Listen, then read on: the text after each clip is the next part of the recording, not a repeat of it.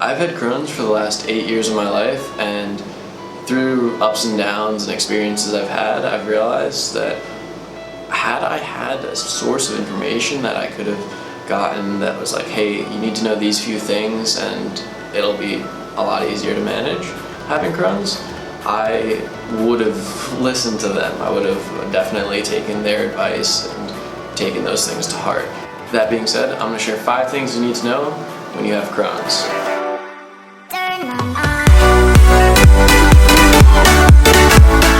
The first thing you need to know is your body.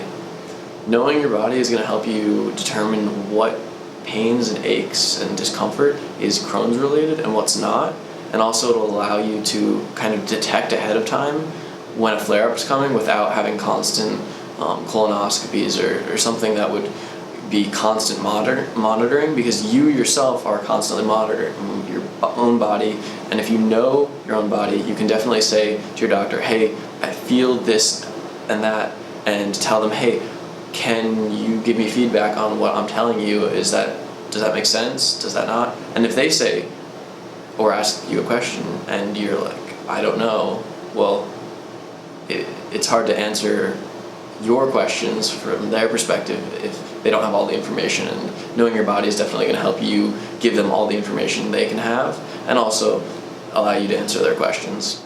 The second thing is to know your limits. So know what you can do, what you can't do physically, know what you can eat, what you can't eat.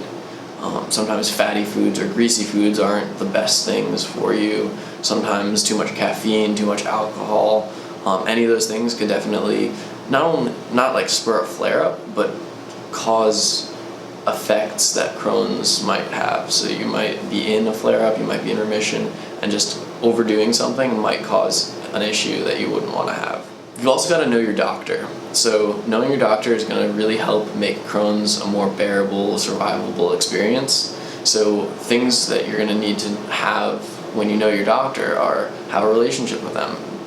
Like contact them via email, call them, go as far as to text them and give them updates so they constantly are getting feedback about your situation and how things are going with you.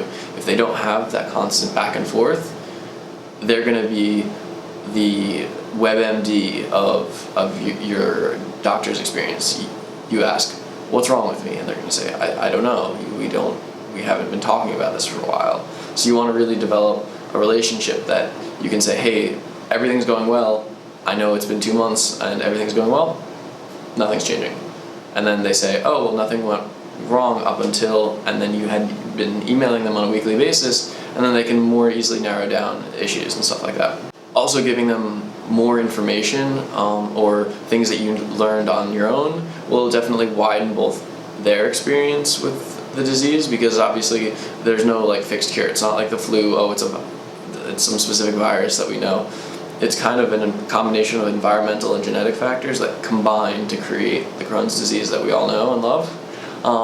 And so as a result, we have to kind of work together as a team and determine all the best solutions for your specific situation.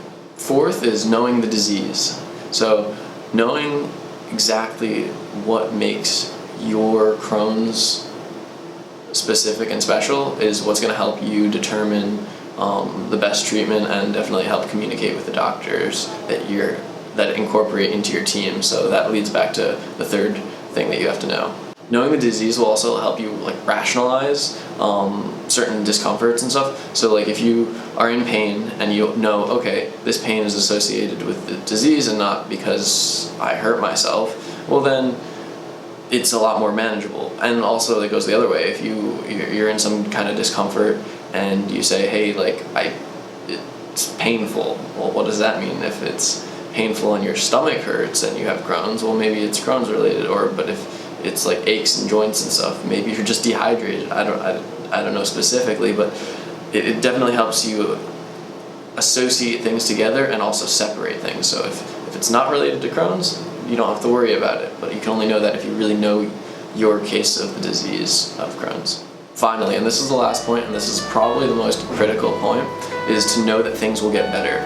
There's ups and downs with Crohn's. You'll have flare-ups, you'll have remissions, and those are all part of having this disease that is Crohn's, and we need to understand that. So you're gonna have a great day, you're gonna have a poor day, you're gonna have some days that are kind of in between, and as you go between those ups and downs, you have to realize that it's a journey, it's not a destination. You're gonna see lots of promising things on the internet of Crohn's cured, XYZ. I see a lot of articles that people post on the Facebook groups and stuff, and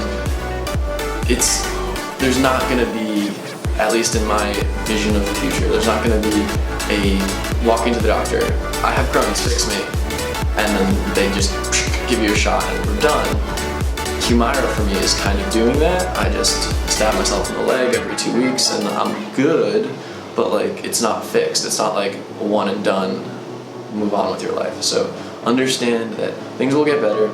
You're gonna have an evolution in your disease, and everything is gonna work out in the long run. So thank you for watching.